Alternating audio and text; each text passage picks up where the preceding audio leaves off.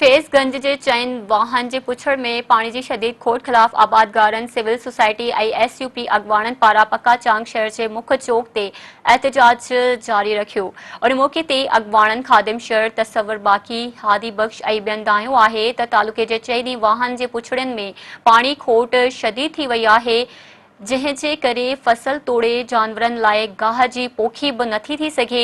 हुननि दाहींदे चयो त वाहन ते वाराबंदी कई वई आहे। जॾहिं वारे मुताबिक़ वाहन में पाणी छोड़ कयो वञे थो त उहो बि मुंड जा बासर ॾाढ कंदे खुले आम लिफ्ट मशीनूं हणी पाणी चोरी कनि था, पर एरीगेशन अमलदार का बि कार्रवाई नथा कनि। हुननि आपाशी इख्तियारनि खां नोटिस वठी पुछड़ीअ जे हिस्से जे पाणी जी चोरी बंदि कराइण जी घुर कई आहे। ॿिए तरफ़ SDO एरीगेशन राब्ते करण ते चयो त सिंधु दरिया में पाणी वहिकरा इंतिहाई घटि आहिनि। वाराबंदी मजबूरी सबब कई आहे, जॾहिं त पाणी चोरनि ख़िलाफ़ कार्रवाई कई पई वञे।